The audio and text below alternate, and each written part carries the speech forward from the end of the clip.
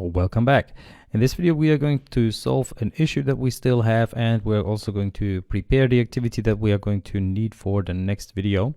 So one thing that we currently have is once we add a new entry here, so I'm going to call this one test 5, and I'm gonna add an image here. Just select one from the gallery. Let's use Homer here once again. Let's save this. We go back, you can see the place was added, but it's not in this list. So this screen is not being notified about that. And that is something that we still need to implement. So let's fix that first.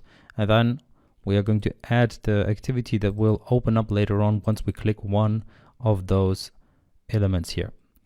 All right, so let's go ahead and do that. So the first thing we need to do now, start an activity for result, because currently what we do is we only start an activity, but we actually want to have a result here. So I'm going to add for result, and if you do that, then you need to pass an integer. So we need to add something else here, and I'm going to call this integer add underscore place underscore activity request code. All right, and this will be another static variable that I need. So I need to have a companion object here. Companion object. And I'm going to create this variable here, which I'm going to assign the value 1 to. So var add place activity request code 1. Now we can go ahead and go to our add happy place activity, and here inside of our button click, so on button save, we check if happy place or if add place greater 0.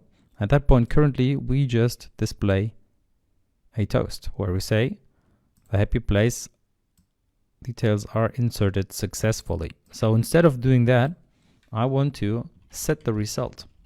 So I'm just going to say activity.result is okay. Because now our main activity sends the activity for result. So it starts it here, start activity for result, and it sends the number here, which is our add happy place activity request code. And then in our add happy place activity there, at the point where we save it, we can say, okay, the result is that it's okay. So now we can go ahead back to our main activity and implement our on activity result. So here, override on activity result. And what I want to do here is I want to check if the request code that we sent was this one here, our add place activity request code. So if request code is equal to add place activity request code, then I want to check if the result code is equal to activity.result okay, and then I want to call my get happy place from database or from local database. So this is this function that we created here, which gives us all of the happy places. All right, and we, so to speak, refresh it here. All right, and otherwise I can just write a log here, log e activity, and the message will be cancelled or back pressed. Because if the user pressed back, for example, then he didn't create a new entry, so we don't need to call this get happy places list from local database, which will then refresh everything, as you can see. So it gets everything and then it sets everything up. So especially this setup happy place recycler view, which sets up the recycler view with the latest data. That's where we are currently lacking. All right, now we can test this again. All right, so there we are. You can see test 5 now is there, but that's not what we wanted to test. We want to see if test 6 is going to be there. And I'm going to add an image here from gallery again, because it's quicker So let's take this image, let's save, and we can see it's there directly. All right, perfect. So that is exactly what we wanted, because maybe you were testing your application before and you realized, oh man, it's not updating the list, so something must have gone wrong. But that's just because we haven't implemented the feature yet. And now you know how to implement it and why it's important to do so. This could have been a super short video, but I think it makes sense to add something else for the next video in preparation, because what we are going to require is a new activity that will open up once we click on any of those elements here. All right, so let's prepare it. Let's create a new activity here. New activity. I'm going to use an empty activity here. And I'm going to call this one Happy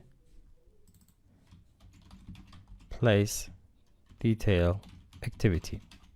For now, the only two things that I'm going to do is I'm going to go to the manifest and set that activity up that it looks the same as our others, which means it has the same theme and it has the same orientation. So here for this activity here, I'm going to add the code here, and that one will be called a little different. So here it will be Happy Place Details. And later on we can change that label. And then we need to import R here, because our R is in a different bundle or in a different directory. So we need to import that real quick in our Happy Place Detail activity. And then the final thing that I want to do for this video is to add something to the layout, which will just be the bar at the top. So here, add Happy Place. Let's go to the code, and here we have the toolbar. So I'm just going to copy this toolbar here, because I want to use the same toolbar in my Happy Place Detail activity here.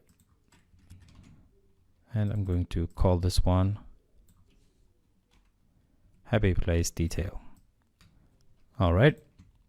So we're not going to be able to see that yet, but we're going to add that in the next video. So see you there.